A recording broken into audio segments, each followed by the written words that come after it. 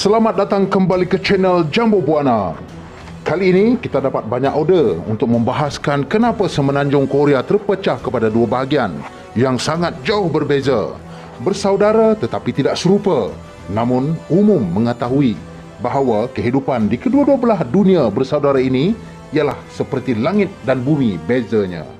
Tanpa membuang waktu, marilah kita melompat terus ke isi video sesuai dengan judulnya. Kenapakah satu negara ini berpecah kepada dua bahagian yang membentuk dua buah negara Korea? Tetapi sebelum itu, anda dipersilakan untuk menekan butang subscribe sebagai tanda sokongan agar channel ini sentiasa memberikan konten-konten yang menarik di masa yang akan datang. Terima kasih dan selamat menonton.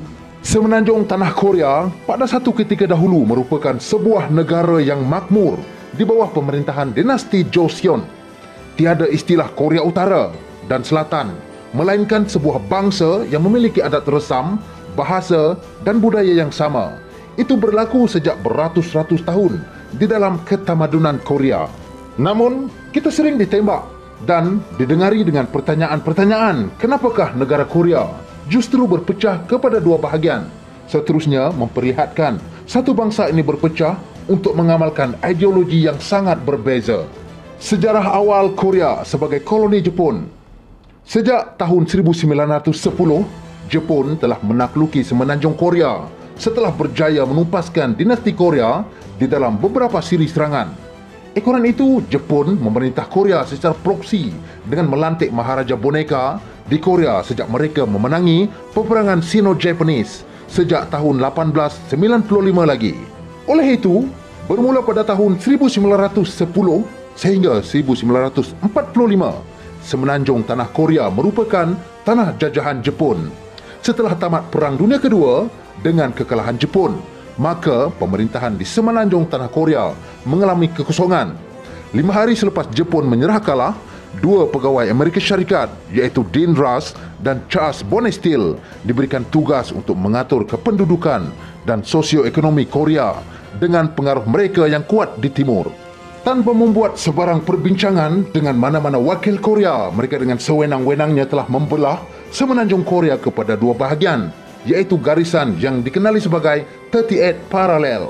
Putusan mereka berdua ini juga termaktub di dalam General Order No. 1, iaitu satu garis panduan yang dilaksanakan untuk memerintah Jepun setelah tamatnya perang.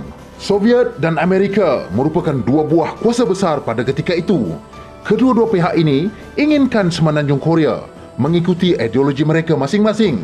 Soviet menginginkan keseluruhan Semenanjung Korea menganuti fahaman komunisme dan menjadi sebuah negara komunis, manakala Amerika Syarikat pula berniat untuk menghalang tindakan Soviet untuk memperluaskan ideologi komunisme di timur. Amerika Syarikat dan Soviet sepatutnya bersama-sama mengaturkan pilihan raya di Korea, namun kedua-duanya tidak percaya di antara satu sama lain. Akhirnya, Amerika Syarikat mengambil keputusan untuk melantik Syngman Man-rae untuk menjadi pemimpin di sebelah selatan. Bertindak dengan itu, Soviet pun melantik Kim Il-sung untuk memimpin penduduk di sebelah utara. Ekoran daripada kejadian ini, Semenanjung Tanah Korea terpaksa dibahagikan kepada dua bahagian, yang mana bahagian utara disokong oleh Soviet, manakala di selatan disokong oleh Amerika Syarikat.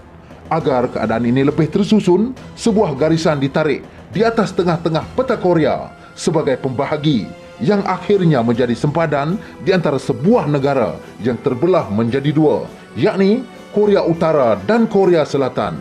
Sejak dari hari itu, kedua-dua buah negara ini tidak pernah lekang dari sengketa kerana ideologi yang ditinggalkan oleh kuasa-kuasa besar kepada mereka. Maka garis sempadan yang dibuat di tengah-tengah peta Korea itu pun dinamakan 38th Parallel atau garisan selari ke-38. Garisan itu dapat kita lihat di sepanjang tengah-tengah Semenanjung Korea sehingga ke hari ini. Garisan ini juga merupakan satu garisan sempadan yang paling tegang di atas muka bumi. Kedua-dua pihak Korea Utara dan Selatan masing-masing menempatkan sebahagian besar tentera mereka untuk bersiaga sepanjang masa di garisan ini.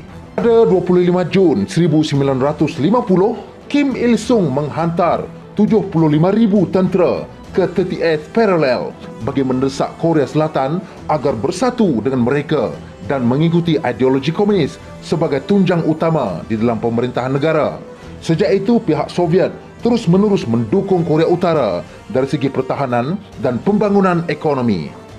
Pencerobohan itu telah mencetuskan perang saudara yang berlangsung selama 3 tahun dan membunuh hampir 5 juta penduduk Korea. Korea Selatan yang hampir-hampir lumpuh diserang oleh komunis dari utara, sehingga akhirnya hampir-hampir menyerah kalah di dalam perang Korea ini. Tentera Amerika Syarikat yang sedang sibuk berperang di Pasifik seakan-akan tidak sudi untuk membantu Korea Selatan pada ketika itu. Namun, pada saat-saat akhir, tentera Amerika Syarikat menghantar sejumlah pasukan tenteranya untuk memukul serangan dari Korea Utara. Akhirnya, tentera Korea Utara berundur ke tempat di mana mereka memulakan serangan, iaitu di 38 Parallel Demilitarized Zone ataupun DMZ.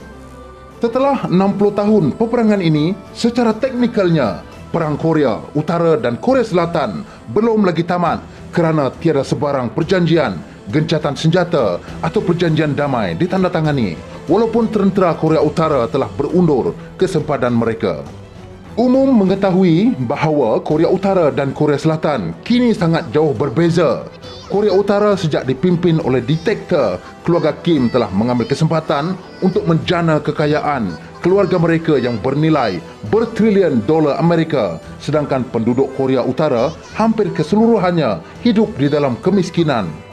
Dari pemimpin diktator yang pertama iaitu Kim Il-sung digantikan oleh anaknya iaitu Kim Jong-il dan sekarang cucunya iaitu Kim Jong-un.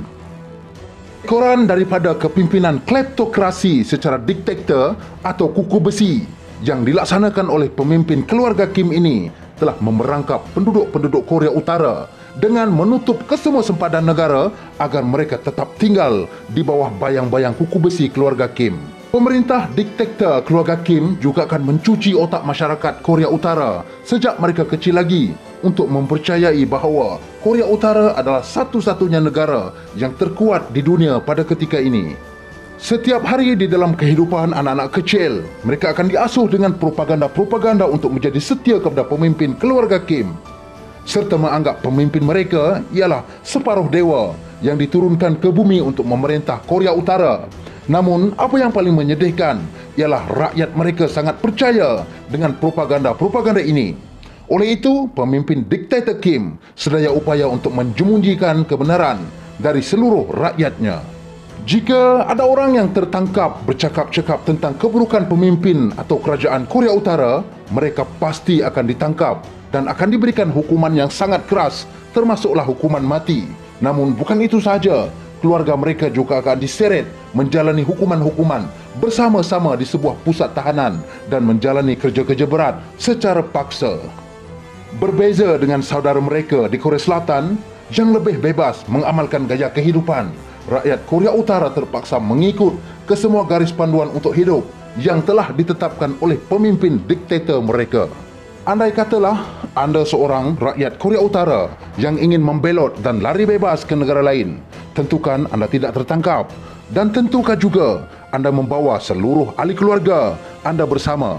Jika tidak, mereka yang tinggal pasti akan ditangkap dan dihukum oleh pemerintah Korea Utara.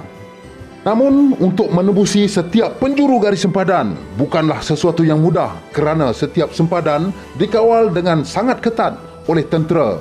Tetapi bukan bermakna anda tidak boleh lepas kerana setiap tahun pasti ada pembelot yang berhasil lolos dari sangkar besi Korea Utara ini. Sebenarnya, ada banyak lagi kekejaman dan kegilaan yang dilakukan oleh keluarga Kim terhadap rakyat-rakyat Korea Utara. Namun, kita akan kupaskan di dalam episod-episod yang akan datang. Terima kasih kerana menonton. Jangan lupa untuk subscribe, like jika anda suka dan berikan komen agar kami dapat menambah baik segala kekurangan di dalam konten-konten yang akan datang.